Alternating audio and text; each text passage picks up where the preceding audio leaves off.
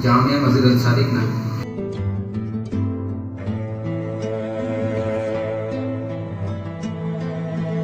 Well, its foundation stone was laid by great Sufi Nur Muhammad more than 200 years ago.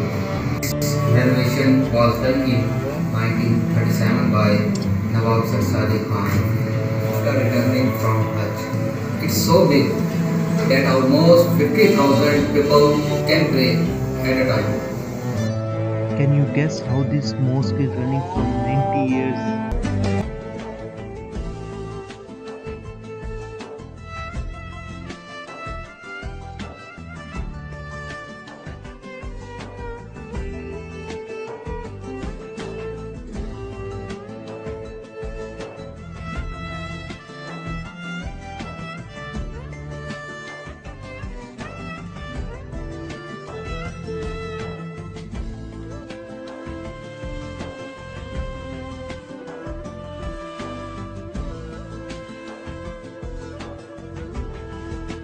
Nawab Sir Sadiq Khan did amazing thing.